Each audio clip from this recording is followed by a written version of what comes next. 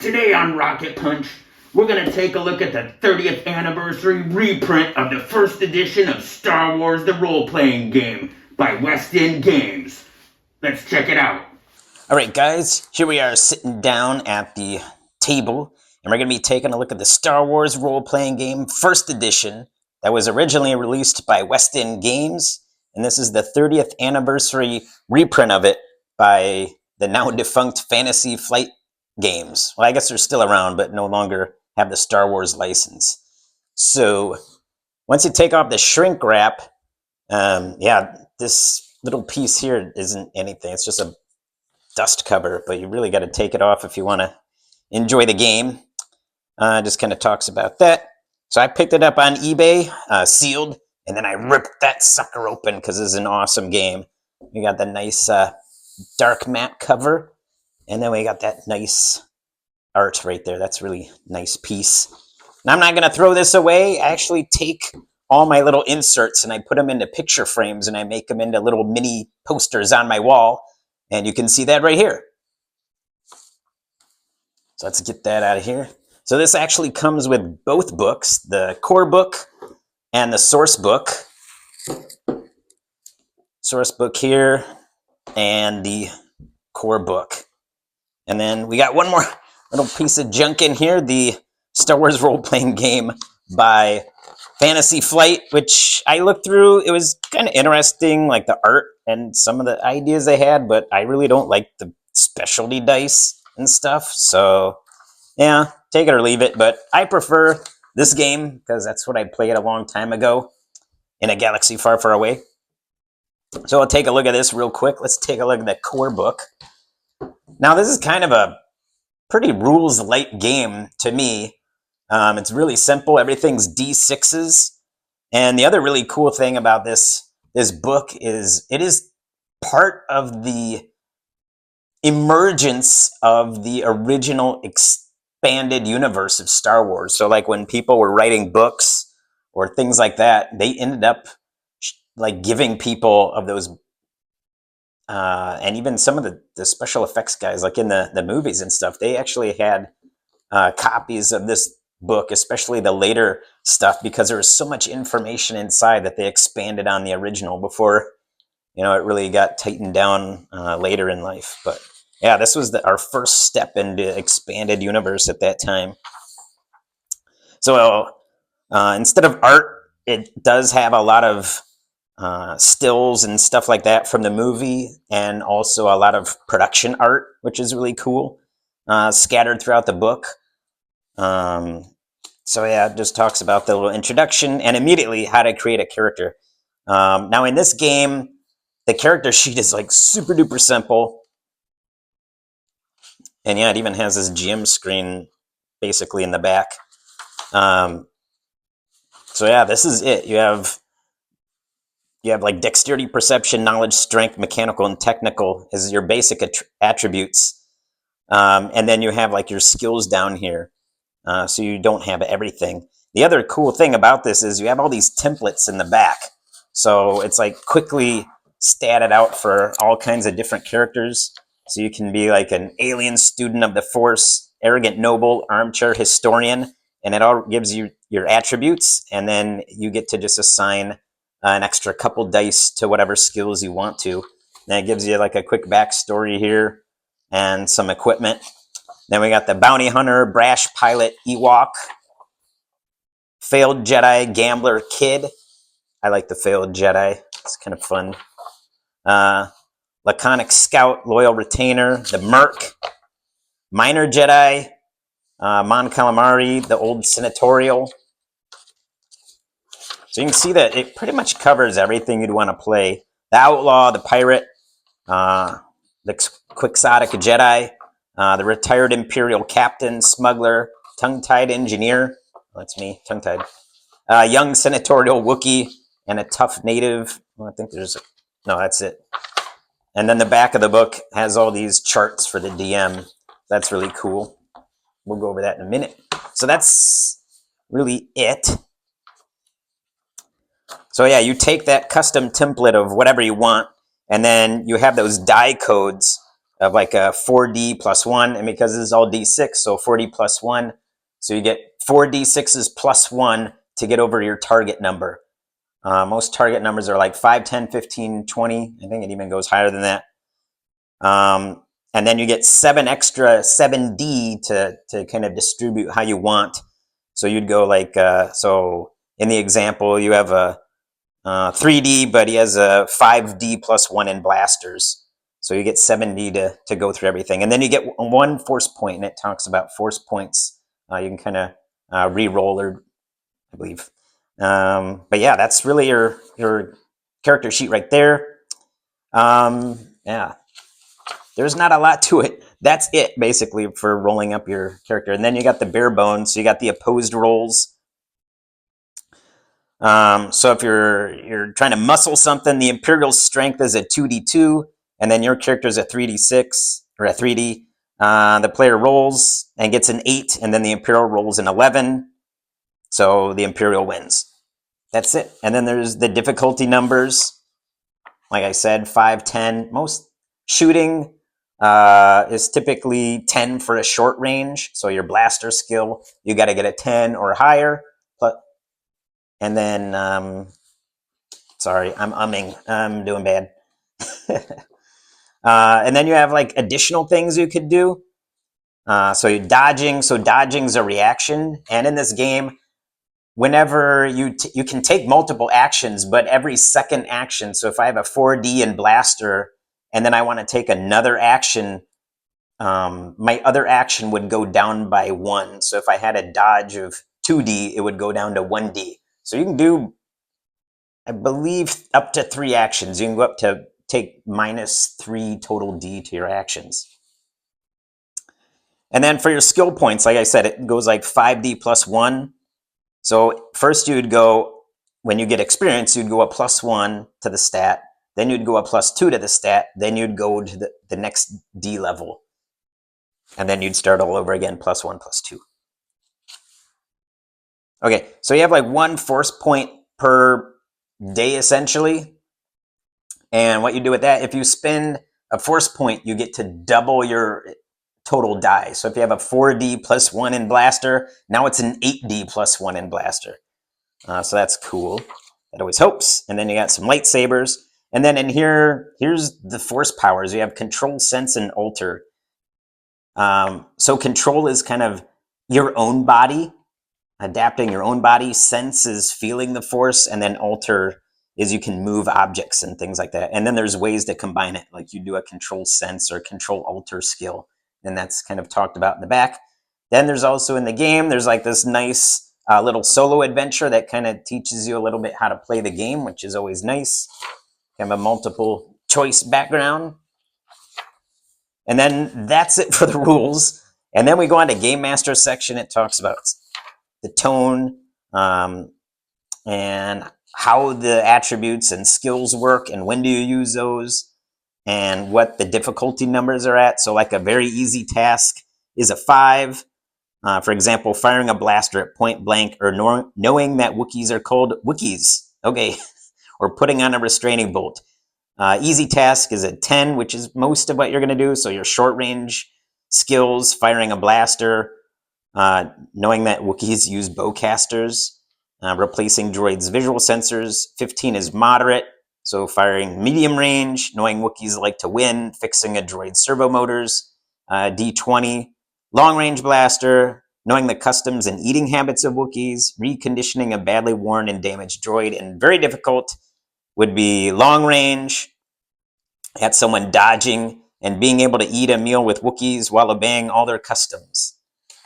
Again, keeps going on with skill descriptions, just to give you an idea of how to use the skills as the GM, and how it's not really for the player. Here we got some nice color prints in the middle of the book. There's kind of these nice like propaganda or posters throughout the book as well.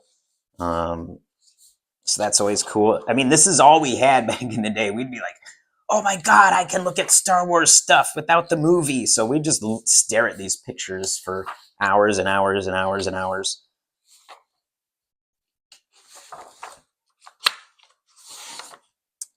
goes over combat, which, as I said before, basically shooting your blaster is a D10 or a difficulty 10 level. Talks about drawing it, stunning, and then damage. So in here, there's no health points. There's just you're stunned, you're incapacitated, and you're wounded. So in here, when you're shot at, you can attempt to dodge. Anytime a character is fired upon, he may dodge. You got to declare it as a skill during the round. The use of dodge decreases all skill codes by 1d further after that, like I said before. When you try to dodge, you make a dodge roll. The number rolled is added to the fire's difficulty number. So once you hit, based on that, then you roll your damage, and every weapon has a damage code, and that's how much damage you're going to do to each player. You can try to dodge, but when you dodge, then you take a 1d minus to any other skill that you're going to roll after the dodge. And then there's different types of damage. Okay, so there's different types of damages and wounds. So you have stunned, then you have wounded characters, incapacitated, and mortally wounded. So when you're wounded, when you're stunned, you're stunned. You could keep being stunned, but it doesn't do anything additional to you. If you're wounded, you can still kind of act, but you still all your dice are reduced by 1 die code. So instead of 4 for a blaster, you go down to 3 for rolling. Incapacitated, then you're unable to do anything except basically kind of crawl around. When you're mortally wounded, then you're dead. So you need to roll. Roll must be made every combat round to avoid dying completely. So there's a lot of chances to get back up, but when you take wounds, then you're basically out of the game until someone can come over there. Hopefully, if they have a med pack or some Bacta, they can try to heal you. Then starships. So starships work just like a character. So it has a hull of 2D. So that's like its armor. And then it has like your fire control, your damage dice, and then shields, if any. So it works the same as when you're a character. They got stats for the Millennium Falcon, the Stocklight Freighters, Imperial Custom Frigates. I think they got the X-Wings and stuff like that in here. But a lot of that is also in the source book. It just talks about evasion, but everything basically works the same. You just have, it goes from character 4D to a vehicle. So it just kind of scales up into a vehicle side. Play as a character, basically. And here it talks about the force points, how to get them back.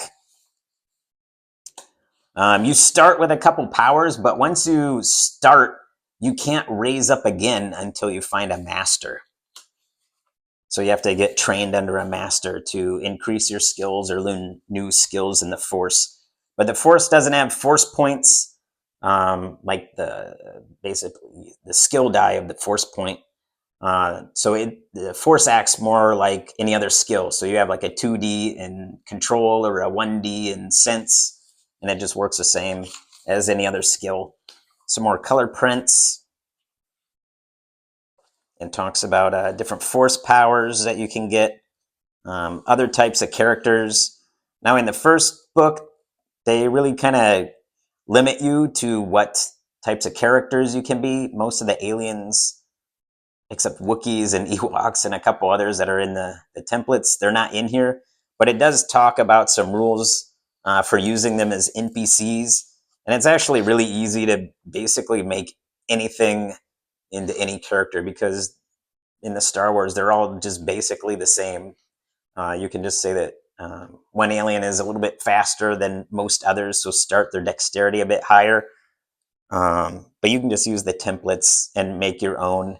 I mean, most of the characters in Star Wars are just taste anyway. They don't have any like dark vision or anything like that really matters. So it doesn't matter too much that there's not a whole bunch of aliens in the book.